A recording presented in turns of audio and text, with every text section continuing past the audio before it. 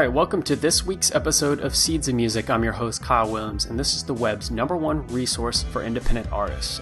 It's a weekly web show where I bring on music industry professionals and successful independent artists to talk about the ways to build a bigger, stronger fan base and earn more income from music. So if you prefer to listen to this show and you aren't subscribed to our iTunes podcast, head over to iTunes and punch in Seeds of Music, Rise Above the Noise, hit the subscribe button, and you get all of the latest and previous episodes downloaded straight to any device that you please. And if you want to do a little something to help out the show in a big way, leave a rating and review within iTunes on this podcast. It'll help the show get more exposure, help me find more artists to interview, and those interviews will get bigger and better. And just to say thank you for doing that, I'll give you a shout out in the next episode just to say thanks. So on to our interview today. This one is pretty special for me personally because this is a guy that I've been talking with for the past year, just shooting occasionally emails and across social media and Twitter, and also reading his writing on Medium. If you haven't heard of Medium, medium.com is an awesome platform where different thought leaders and thinkers can gather and share their ideas through awesomely typed articles. But this individual's name is Tommy Darker. He's a musician at his band called Sidesteps, but also one of the first, and I'd say the thought leader in a movement called the music-preneur, a blend of musician and entrepreneur, a person who understands basically the need to make money to sustain and reinvest back into music, to sustain art, to reinvest back into art. And he's gained a ton of knowledge to do this and empower other musicians to do the same, to build up their careers to a level of success that honestly would rival tech startups. And he shares all this information through a series of free events that he holds in London, where he's based out of, called Darker Music Talks. Basically, Darker Music Talks helps musicians become entrepreneurs. At these free events, he brings in independent musicians and music knowledge keepers in the same space so they can talk together and engage in constructive dialogue. So the topic for this awesome interview is why musicians must think of themselves as lean startups. We'll cover the importance of being aware of who your audience is, what they respond to best when you create your music. And if you don't have an audience, we'll talk about how you can just get your ideas out instead of trying to perfect them so you can get feedback and know what sticks. Also talk about the importance of having and following a vision and when you should actually listen to others. Also, we'll talk about the consistency of your image, how you represent yourself, and why it's very important for that not to change constantly. Let's jump right in. All right, guys, welcome back to another episode of Seeds of Music. This time we have the wonderful Tommy Darker with the beard is coming out even fuller. I'm actually trying to match him a little bit, but not quite getting there. Just growing relentlessly from every direction possible. Just try to. How long you gonna grow it? When's the cutoff point? There's no cutoff point. What are you talking about? I don't know. I mean, like iconic beard. Like, what's your genetically? What's possible as far as Tommy Darker goes in terms of beards? I don't know. I'm still discovering. I don't know what's happening with me. So I just let it be. I kind of enjoyed it. It's getting winter now in London, so I think it's going to be useful. So. Oh, okay, yeah, that is a practical use. It's starting to cool down a little bit here in Long Beach, but nothing would be cold enough to actually need to keep your face warm, I guess. Maybe when I come over, then I'm going to shave it. Okay, awesome, man. Have you actually ever been over to the West Coast of the United States? No, I've been in New York. In New York? Oh, okay. That's the closest I've been to Los Angeles. Which is probably like closer weather-wise to London than it's going to be over here. Yes. Yeah. Exactly the same weather. So it was really... So you joining us from London right now? Yes, right now I think I'm 8 hours ahead from you. So it must be morning over there. It's quite early evening here. Mm-hmm. So for anybody who's like listening, it's not familiar with what you're doing. I'm just like, give us the basics of what Tommy Darker is, because that's like the Bruce Wayne and the Batman thing. It's an alter ego. Usually, this should be your work to do. I know. So no, you should have like a nice intro or something. Well, I do the intros. I do the intros before this. I pre-record. I recorded before and have the intro section. Position that I have to introduce myself. All right. Really quick, my name is Tommy Darker. I live in London. I'm a musician there and a music-preneur. I'm organizing Darker Music Talks, a series of discussions around Europe and soon in other continents, where I bring experts and musicians together in a room and we talk about music entrepreneurship.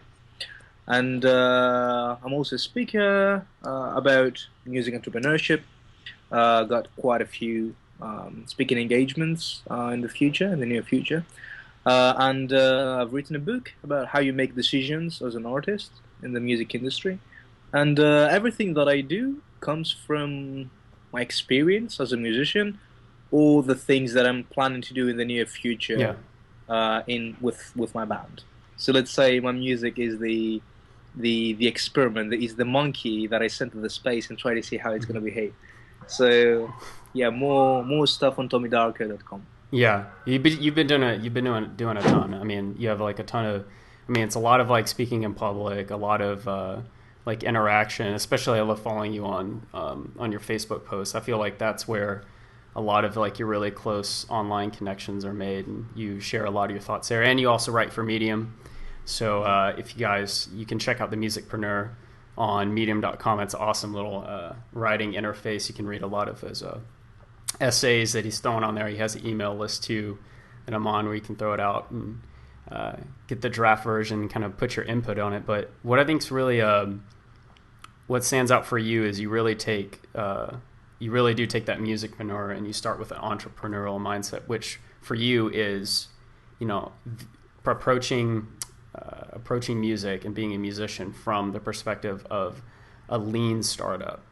So what, I mean, I have a pretty good idea of what that means, but for anybody out there who's not into tech startups and not into that kind of stuff, what would be the simplest explanation for what that means for a musician?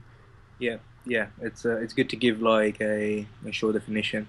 So let's not confuse people with the lean startup. But this is a methodology about how you approach your business, your startup. So first of all, everything comes out of necessity, right? Why I believe in musicpreneurship, I will have to make it clear beforehand.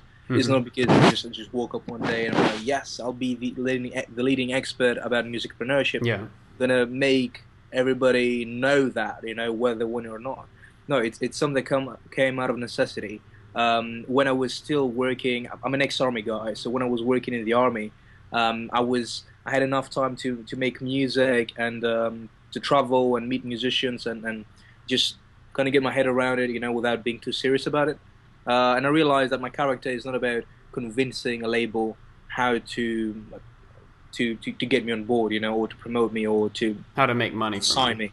So I realized that I have to learn about marketing myself, and I started studying, and I find it very interesting because marketing is all about human psychology and about perception and about creating perceived value and realizing what the market wants. And I find this very, very fascinating. It's about human behavior, essentially. It's about storytelling. Really good marketing enhances and nuances the storytelling of the music. And the music, it is storytelling, essentially. So out of necessity, I started studying all these things and putting them online.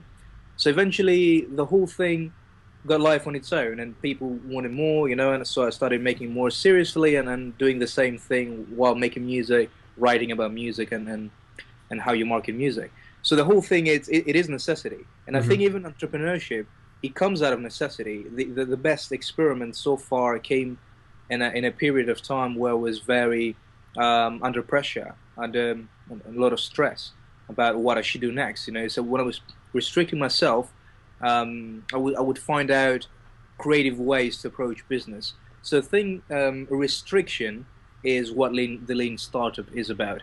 It's about learning how to embrace restrictions and failure, and try stuff in an early stage before calling people for attention. So essentially, the lean startup challenges the old mindset where you had to have a perfect EP or a perfect album, perfectly recorded, and have invested maybe $10,000 on it in the best studios, and to have branding and to have some merchandising and stuff like that. Otherwise, you couldn't be taken seriously. This is the whole idea that is being challenged here. and I'm believe totally the opposite, that it's all about being in a work of progress. It's all about showing early versions of what you do to people and getting their feedback and getting it out instead of waiting for the perfect product to be ready to publish it. So I think that the perfectionism of musician is getting challenged with all these new mentalities that come over. And it started with the tech world, and some people started developing methodologies, and one of them, the most popular, is the lean startup. So I guess we have a lot to learn from startups in the tech world, but what I would get is that restriction is what we need to keep, and also experimentation and not being afraid of failure. So that's it. Getting a demo out before it's perfect, before it's fully recorded, getting one single song out before the EP is ready, asking people, giving sneak peeks of what's happening inside the studio, or getting people in the studio, and keeping things as a work in progress. But you're in no way saying that musicians should put out songs that aren't polished, though, or at least polished as much as they can within their abilities or their restrictions. You know, so if you can't afford to get it mastered, or you don't know someone who has it mastered, then you wouldn't maybe just do the best mix that you can, and it's okay to release that. Yeah, I mean, home studios are really good nowadays. You know, it's not about creating the perfect song. I think why are we creating the perfect song in the first place? Because we want to package it as a product, right, to sell it. I mean, if we want to put it on iTunes, it has to be really good quality. I think it's an ego thing too. You know, we don't want to feel like we're putting out crap. Yeah, indeed. I mean, the first CDs that I printed 500 CDs. There were, I don't know, like 300 of them weren't sold, but I was feeling good. I didn't regret it because it was like a boost of ego, right? I felt that I hold the CD in my hand. Yeah. Which is all right. I mean, this is a phase that an artist needs to go through. Yeah. But the thing is that just taking a step back, why do we record music? Because we want to have it as a product. We want to offer it, you know, as part of a package in a CD or in a compilation or something, or streaming or something.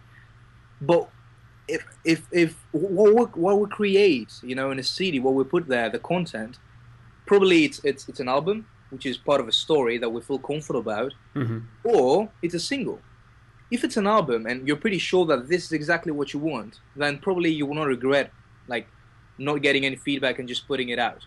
I think this is an exception. You know, if you feel very comfortable about the album, then it's not going to make any sense that you put it out there. There are some things that I just follow my vision myself in everything that I do. I don't get any opinions, but there are other things that I'm not really sure about, and it's all about making sure that what you put out in the market as a product also appeals to the market, and the story that you're presenting is also of value for your audience, if you have an audience. Yeah. Well, if you don't have an audience, then you can put stuff out and see what sticks. But if you have an audience, then it's all about just asking them and seeing what they believe about it. Is that maybe the difference between what you know, musicians that have an audience and musicians that don't have an audience? Is one musician is focused on, yes, I need to create things that appeal to my audience if I know them, and if I don't know them, I need to create something whatever and just see what happens to resonate. Let's keep this on the side, because I'll okay, come back to this. But just to finish off with the initial idea, recording something is like, the reason is to put it in a package and sell it to the market, or put it on iTunes or Spotify or whatever this might be. So it needs to be polished. Yeah. But before that, you need to validate the idea, the assumption that this is something that people want. I mean, all of the songs that I've created, I love them. You know, otherwise I wouldn't have created them. Yeah. So it's because I love them, it doesn't mean that I have to record them and put them out. Imagine every person coming up with an idea about a startup, about a tech startup, going there looking for an investor, preparing like the branding, the website, paying, I don't know, from their own pocket, like tens of thousands of dollars, and then putting it out there, and then nobody actually using the service. Yeah, it's not the people's fault. It was their fault for not asking the audience what they wanted, whether this was something they needed. Yeah, right. So I think this is the same mindset applies with musicians. we do write songs. I have tons of music in my laptop. You know, it's probably will not see the light of day. Why? Because first of all, it might not be part of an album that I believe that should be out as it is, Yeah. and second of all, it might not be something that people want. So if it's something that I want to get out, you know, in order for it to appeal to the market, so I can have more sales, so I can attract more people, Yeah. then it's pretty sure that you need to consult, you know, with what the audience wants. So coming back to your question, what if you don't have an audience? That's really great. What I would do, I mean, there's no solution to that, right? But what personally I would do and what I preach, let's say, to younger musicians is that I would find a home studio or a friend or my own studio. I would make some demo songs and I would put them out there. I would put them on YouTube, and then I would see what sticks, what people like. You know, I would get feedback. Ideally, I would ask for around 200 people, or I don't know, 100 people, what they think. If 95% of them were like, this is awesome, then probably this is a hit song. Maybe you should record it. Yeah. If they say like 50-50 and not, you're right, it might be okay, then probably people are not gonna, it's not gonna appeal to people. How do you get honest feedback? It's all about this. What's that? How do you get honest feedback, though? Some people are like, oh, yeah, it's great. You don't need to get honest feedback. I mean, your mom is always going to say yes, right? But, don't ask her. But yes, don't ask your mom. I think that's the title of the book. But the thing is that if your song is really good, your friend is going to be like, he's not going to be, yeah, that's good. He's going to be like, wow, man, that's really amazing. You know, you get the expression. Just no ego at all. Try to get some honest feedback. Yeah. And try to get the enthusiasm to see the enthusiasm in their face, in the expression, right? So anyway, so this is about this. Finding good feedback and making sure that you have a hit. Probably you have some chances, you know. And it's all about getting better in songwriting, because at the end of the day, the baseline is having great music. I think this is how everything starts. You know, no matter what marketing and tactics and lean startup methodology you're using, if the music is not good, then. And this is what lean startup methodology preaches, to make sure that you test things and you validate the idea, the assumption that this is something of worth for the market. So if you don't have an audience, you have nothing to lose. That's really great. Don't spend too much money on this. Just get it out there. Yeah. Make sure it's out there. At least people have something to listen to. You know, so many musicians tell me, hey, what do you think about this? Right? Yeah, I'll let you know. And they give me a demo. Some other people are like, yeah, I'm a musician. I would like some advice. Like, can I hear your music? No, sorry, I don't have anything online. I cannot help you, really. Yeah. I don't know who you are. I don't know what you stand for. I don't know what kind of music you play. Yeah. Sorry. But if you do have an audience, then this is another incentive. Probably have people to crash test your music with. Yeah. Right. To run it through them and then see what they believe. Your board of directors. Yeah. Oh wait, that was a crappy analogy. The board of directors. Well, let me never say that again. A really good analogy is a Facebook group that people have created. I've seen musicians creating Facebook groups and having their hardcore fans there, and every now and then dropping a tune and like, yeah, what do you think? No, that's great. I mean, that's nice. You know, like 99 likes out of the 60 people in the group. I don't know. Yeah. So you might know that this is a hit. Yeah. You know, it's really great to have an audience because you can test stuff, and also having an audience gives you the positive pressure that you need to meet some expectations and some standards. You know, so even myself, whenever I'm getting stuff done, I put them on Facebook when they are not completed yet. Why? Because this way the audience is going to tell me whether it's appealing or not, what they think. I will come up with new ideas and I will brainstorm with them publicly.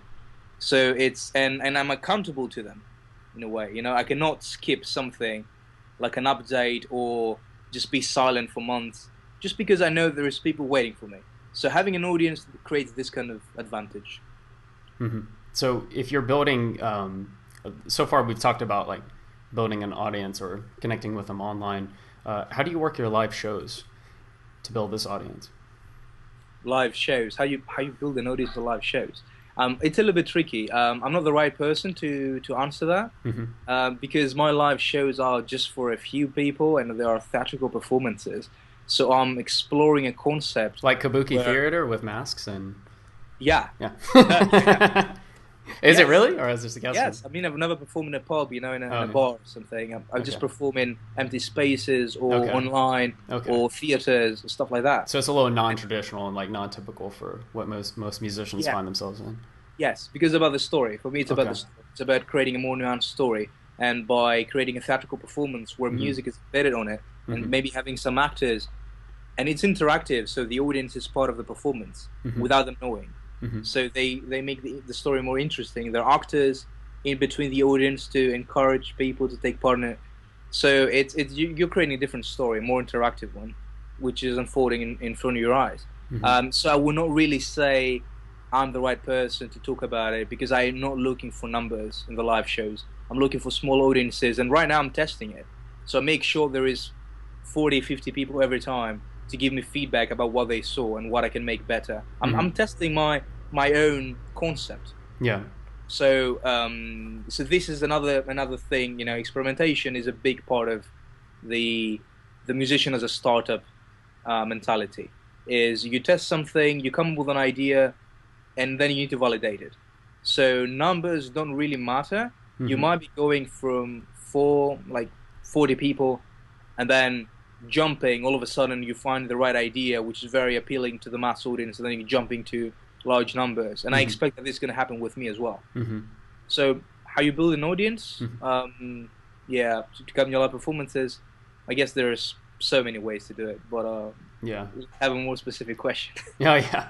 Well, what I find is just, obviously the baseline for that is talking to people in person after the show. I think the worst thing you can do is finish your set and then walk off. And in most cases with musicians, because you have someone who's had a great experience at your show, and you come out off the stage, talk to them, chat with as many people as you can, either get behind the merch table, talk to people from there, get some emails on your email list.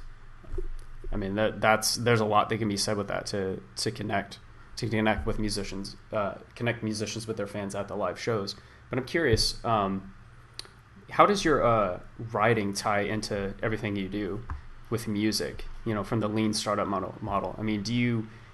Because I know you do a lot of writing for the music-preneur, but I'm curious, what do you think about musicians building their writing skills? Like, so if they're creating content, either writing on their blog or writing content for a newsletter, how important do you think is that a skill for a non-musical skill for musicians?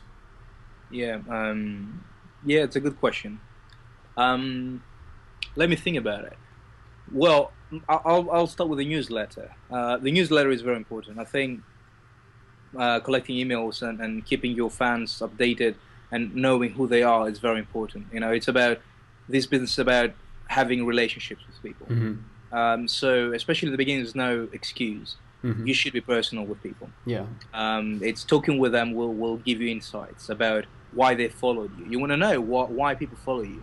You want to know why people ended up listening to your music all the time and what it makes them feel. Because this way you can find a blog that talks about this topic. Somebody tells you, I don't know, I was going through some rough times and your music helped me. Then you can find a blog about talking about inspiration and stuff like that, and you can write an article about it. Mm-hmm. You can repurpose, your content or your story, Mm-hmm. And also you can get feedback about what's good, what's not, what they liked. This way you increase the word of mouth. So being personal and having a newsletter is very important. The tone of the newsletter should be quite personal, quite informal. I think this is what works. People don't like. People don't like getting emails with offers and big headlines and clickbait headlines and big letters and stuff like that. I mean, we have so much information nowadays. Mm-hmm. Who wants another spammy message in their mailbox? Yeah. Just so much information hitting the email every day. I have the folders, aligned, and the primary folder is the one that I'm reading mostly, and this is the personal emails. Yeah. So having a relationship with somebody that talks in a personal way, in an informal way, and responds every time I respond to them, that's the best way. And I've seen it with all the projects that I'm doing. I'm very personal. I spend tons of time actually, talking with people. The fact that I'm here with you, it's because we've been talking for more than a year. Yeah. Vice versa on Skype, email. Yeah. And it started with, I don't know, probably Twitter or an article or whatever this might be. I think, yeah, like I can't even exactly remember how it started, but pretty good chance that it was from Twitter or something like that. What was the first date? Was it on Twitter? It might have been. It might have been. Right. And then I signed up to your email newsletter, and then I followed you on Medium, and so it's just like, the audience building thing. There you go. You have. I think it's cool that there's a lot of different ways to connect with the information that you put out. You think that's important for musicians too, to have themselves on several different places at once? So if someone likes the flavor of Twitter, they can get their dose of you here, or maybe they dig this other thing you're doing on YouTube, which is maybe slightly different. How many platforms do you think is too many? First of all, let's go back to the content when you said about writing. Oh yeah, sorry, I'm bouncing around here. I'm just like getting all these ideas. No, you're too excited to ask too many things. Anyway, about writing, I don't have much to say. It's not about writing. It's about what story you're sharing and how you feel comfortable sharing it. Mm-hmm. I was always good in writing. I always loved writing. If this is my Bible. I just keep all my thoughts here and make sure I got boxes and checking things out and crossing things off. I'm probably like, I don't know, how do you call these people, that a reader. I remember things when I'm writing. So writing comes naturally. Yeah. Some people like videos. You will see YouTubers having thousands of hits. Some people like creating vines, very short videos. Some people like taking pictures using Instagram. It's not about writing itself. Now, what we're talking is about thinking of yourself as a brand, knowing that you represent something and you have a concise image, a solid image about who you are and what you represent. Yeah. And then people expect to find the same person the next day. Let's say we meet in the streets and we talk, and you say, hey, like, blah, blah, blah. And then I say, yeah, blah, blah, blah. And then I get some kind of perception about who you are. The next day, like, yeah, let's catch up tomorrow. Cool, let's do it. Next day, if you are a totally different person, then I might be a little bit afraid. I might be like, wow, is the same person like yesterday? So I expect some kind of consistency. Yeah. This is ingrained in our human behavior. Mm-hmm. So the same thing goes online. When there is so much out there, the liars, we can spot them from far away. So it's about knowing what you represent, not wanting to be everyone, because it's online. You can be whoever you want. Mm-hmm. Now, you can do that. Nobody knows that you're a dog or a potato writing an article or something. You can be a potato. But the thing is that because you can be, do you want to be, or is it right to be? Whatever you want. So just be a different person every day. It's all about having... This is a brand, whether you want it or not, whether you like the word, this is marketing, this is brand. Yeah. Right? It turns a ton of musicians off, but it's kind of one of those things that's just there. And it's all right. Just words. I mean, really, sorry, it's words, and words represent some kind of ideas behind them. Everybody uses a way of communication. If you don't like the word, then whatever. It's called, you call it something else. I don't know. Yeah, it's whatever. I think this is quite bad to be so, I don't know, emotionally attached to words. Words represent something, an idea. Mm-hmm. Probably people don't like the idea of it, not the word. Well, words they hold a lot of weight and definitely a lot of power, but it takes like an individual to step back and take an objective view of where those words come from and what the purpose has been, Yeah. And then it's not, that takes a lot of the bite out of it once you look at it from that perspective. You're like, oh, brand just means you're consistently representing an idea across a lot of different channels. So that's benign in of itself, but it's the story that we attach to that is where we come into the problems. Yeah, but this is what we do anyway in our lives, and we do it in so many different ways. We are different characters. If when you're talking to your mum, you talk to her differently. When you talk to your best friend, you talk to him differently. Yeah. And when you talk to your little cousin, you talk about different subjects. Mm-hmm. So you're still the same person, but you show different side of yourself to each person. Mm-hmm. So when you are an artist and you're talking to an audience, you're not going to show everything. It's not going to be full disclosure because it's online and people need to know who you are. But you choose to show one specific side. It's about deciding which side you're going to show, how far you're going to go with revealing your identity. Yeah. And some people are quite mystic. I'm quite mysterious myself as an artist, so I don't really mind. I can manage that. Especially Yes, I'm wearing even bigger beard. Make it look like there's no face. I'm just waiting for you to like pull it off, like like it's detachable. Oh, it's like that's the alter ego. Like a Playmobil. Yeah. No. So anyway, coming back to the brand, it's about this. It's about finding your voice, what you represent, who you are, what you feel comfortable talking about. So when somebody hears a few words, sees a few symbols, the colors, they can think of you. Mm-hmm. Now you know Amanda Palmer, what she's going to talk about. Yeah. More or less. She knows what she stands for.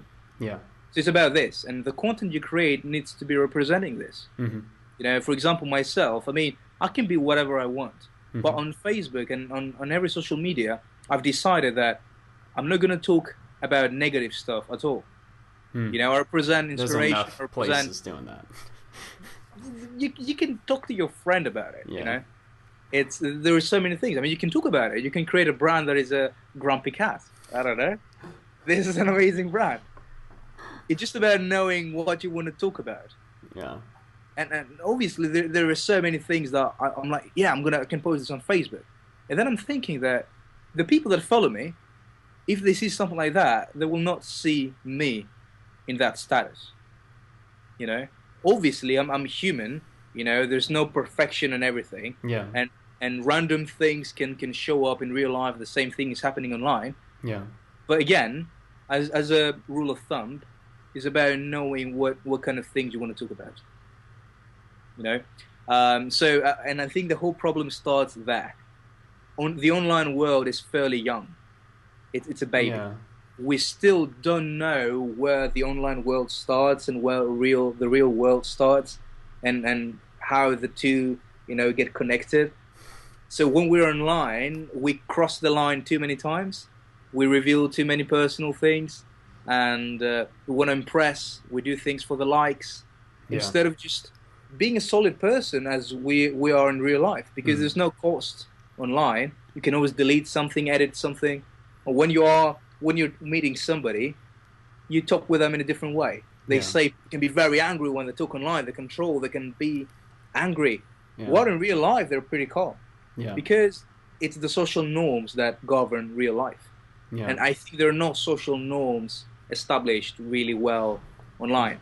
So this is a very important notion, that you need to know what you stand for and always think before you talk online as an artist. Yeah. I think I've, like in the early days, because I've had Facebook since like 2006. And I remember in the beginning, I would end up sharing a lot of politically charged posts, and I would write angry stuff about it. Because, that was just like the point I was at the time. But it's like people have to remember, especially musicians, that when you're talking to someone, like what you say is like more or less ethereal. Like you say it and it disappears into the air, and only that person within earshot is getting your message. But when you put it online, well, that's being stored on data somewhere, and the NSA has it, and Facebook has it, and people can search it, and and so on and so forth. So, for me, that's just, I try to stay cognizant of that, and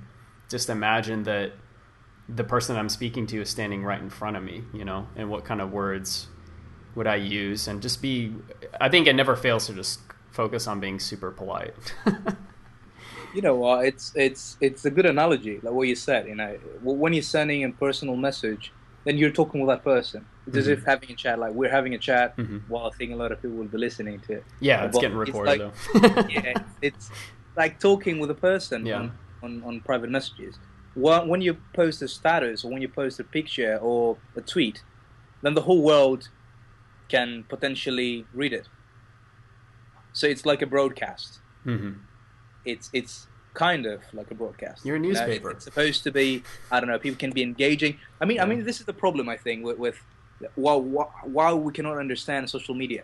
Because before, we couldn't get, I don't know, it's like talk to people and then people will respond, in a massive way. Too many people at the same time from different parts of the world. Someone you hadn't talked to in years is like, boom, like throw something on there. Exactly. I mean, this cannot happen in real life. So it's a little bit difficult to get a grasp of. Yeah. Well, now you might be talking, to people. You're in the middle. You're on a stage and you start shouting stuff, and then people from other cities actually reply. They can hear it. This is how powerful it is. So a good friend of mine said this nice analogy. Uses this nice analogy. Social media is like a party. Imagine that you are in a party, and the interaction you have on social media is you talking with the people in the party. If you were going to people and screaming, "Hey, check my music out! Hey, this is amazing! Like, check me out! I need your attention," people would be thinking you're a weirdo. Yeah. Well, if you were kind and you were revealing sides of yourself, then unfolding, creating a relationship with them, and unfolding a character organically being created. How the natural process works when building a relationship. Exactly. Like something happens, you learn a little bit more about someone because the next conversation you have is about this and what happened today. Like it's just it's like a slow. I don't think you can like use technology to speed up building a bond. No, you cannot do that. You cannot do that. No. It's still real people. It's not robots. It's still real people. Real people need their time to digest information, especially now with so much information out there. Oh gosh. So you definitely need your time. I mean, this is all about. It's about the long term. It's about longevity. Yeah. And along the way, talking with people, like I'm talking with you right now. You give me so many nice ideas. I'm changing myself right now. I'm changing my character. I'm changing the archetype of who I am. The same thing is happening with social media. Yeah. The more I talk with people on social media, the more I develop myself as a person. And in a way, on social media, I become the person I want to be. I make sure that my social media represents the vision that I have of me in 6 months from now, where I know that I will have made a lot of stuff, and I will be in a better place, compared to where I am now. So it's kind of representing my future self. And this way, by thinking and representing this person, I'm becoming a better person. I'm projecting a better personality of mine that can be helpful to the people according to what I represent, and I'm all about love. I'm all about sharing and learning and inspiring people and getting stuff done. So this is like a way of getting yourself better and defining your voice. By talking, you define your voice. Many times you say something, and by using the same template of words all the time, you realize that these words might mean something more to me. I've used them quite a lot of times. This example could be quite good. Probably it's, I don't know, like a rule of thumb that I'm using in my life because I'm using it all the time, or this must mean something great for me. So you also define and you develop. You fine-tune your voice. The same thing is happening with your music. When you share it more and more, you develop your music. You define your music, what you really like, what people like. You get ideas, you incorporate them. If somebody's skeptical about it, I think they need to try it first. Yeah. Because you cannot be skeptical about something you have no idea about. Yeah. So, and myself, I just did it on necessity. So by testing stuff, realize that it does help in practice. It does help what I do. So that seems like that's the essence that what you're talking about being a lean startup with a musician is essentially don't like worry about holding something until it's perfect or until like you have a whole album or an EP. Just when you create something that just run with it, share it any way you can, anywhere that maybe you feel the most comfortable with, but just put it out there and just see, get the feedback, and then come back and write another song and just rinse it, do it over and over again, but just do it. I think that there's a lot of musicians have a resistance to that who have never tried it before, but they have a resistance because it doesn't follow the traditional scripts that have been embedded into us by what artists have done in the past, like what successful artists, like, well, I even remember at one time, like I thought that I had to do go about things like this one specific artist did, like from doing jams like all the time, and following his specific career path to get to his level. I thought, oh, that's what I have to do, because I had no real reason why I thought that way. I just was like, okay, well, he did it that way, so since I play guitar and he plays guitar, that must be how I should do it. And it was just silly. But just in these last like a couple of minutes that I have you here, I really am curious about your. And I may have asked you this before in one of our casual chats, but I want my readers or listeners, excuse me, to hear this. But what's your morning routine? What's that morning routine like? It can be morning, or it could be you wake up at 5 in the afternoon. But how do you get going, man? How do you get the gears rolling? It's first of all, people seem to say that I'm getting a lot of work done and I'm progressing quite fast, and probably it's true. But the reality is that I'm going really slow. So I try to take things really slow, in a slow way. So I'm going slow so I can run fast. What I do is I wake up really early in the morning. If I'm not that tired, I wake up at 6. So I make sure I sleep around midnight, or sometimes around 10 o'clock. Okay. But usually midnight or maximum 1 o'clock. Yeah. I wake up at 6 or 6:30. Yeah. I have a strong breakfast. It's like a ritual that I follow in the morning. Okay. Because I realized that it's probably, I was in the army, so I was waking up at 5:30 every day for 7 years. Mm-hmm. So that was all right. It was quite easy for me. But after quitting the army, you're falling back into the stage of the laziness of right now I have to choose whether I want to wake up or not. So I realized it was quite difficult for me to keep up with waking up. So the way how I wake up is I make sure before I sleep I write down the things that I need to do tomorrow. So I'm excited about them. Oh yeah. I make sure I sleep 8 hours as much as possible. But too many times I'm very excited, so I sleep around 6 hours.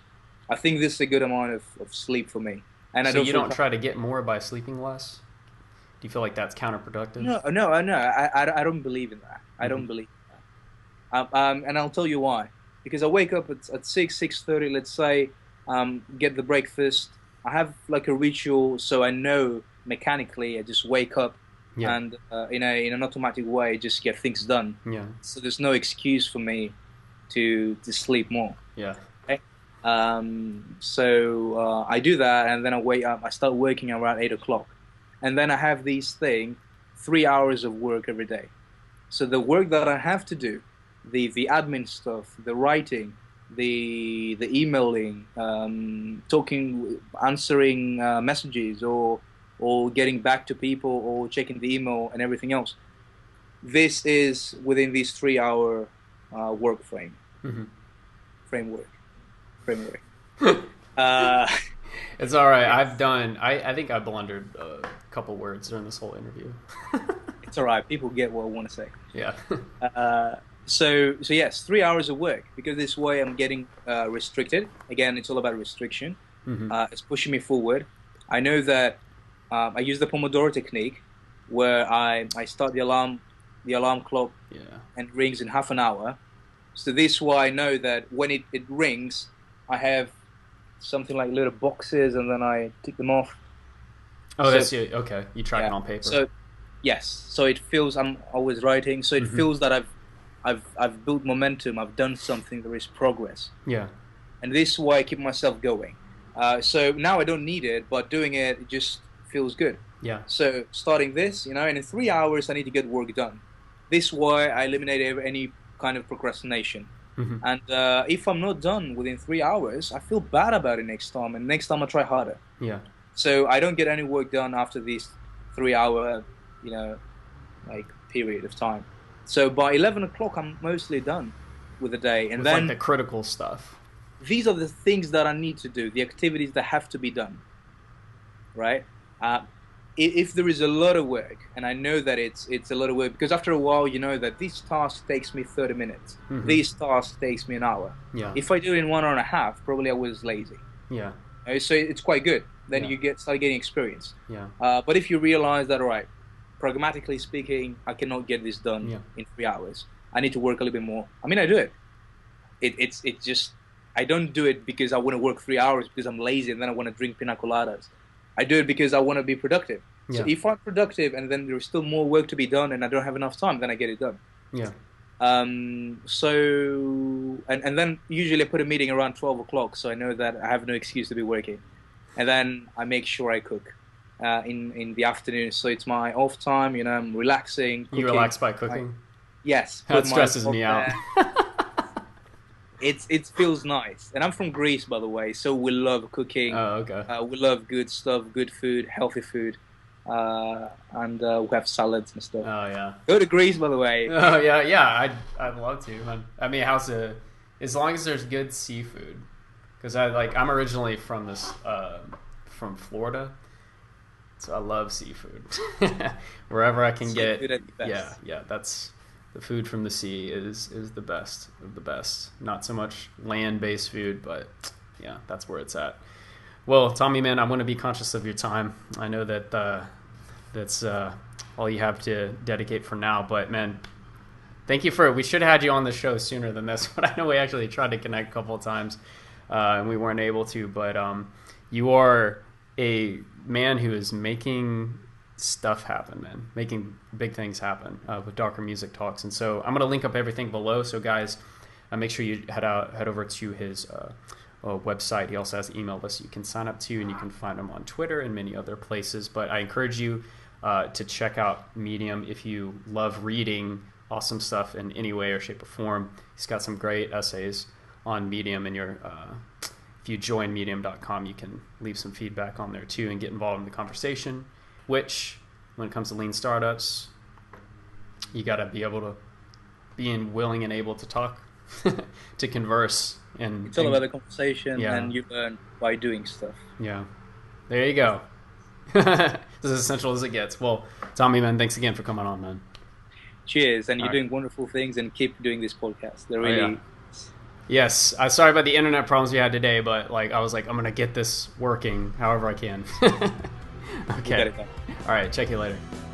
And that wraps up this week's episode of Seeds of Music. We had on the show today Tommy Darker of the music-preneur movement. Make sure to check out his links below, and if you want to stay in touch with him, he has an email list that you can sign up to, or you can check out his works on medium.com or connect with him on Facebook and Twitter. Definitely want to follow this guy. This guy is on to something incredible. If you haven't yet signed up for the Seeds of Music email newsletter, you'll get updates on new interviews, vlog episodes, and articles, plus special newsletter content to help you build a bigger fan base and sell more music online. And once again, we have the iTunes podcast, so head over there, search Seeds of Music Rise Above the Noise, subscribe, and help out the show by leaving a rating and a review. That'd be really awesome. If you have Facebook, if you have Twitter, make sure to like, share, and tweet this interview out to all of your musician friends so we can spread this information and basically help more musicians. And lastly, comment on the video. I'd love to hear what your thoughts are on these interviews. Do you know someone who you think should be on the show, or is that person you? You can reach out to me at kyle.seedsmusic@gmail.com. I want to hear from you. Absolutely. Don't be shy, because if you send me an email, guarantee I'll get back to that one in less than 2 days, because I'm that obsessive with answering email. And remember, we are the future of music.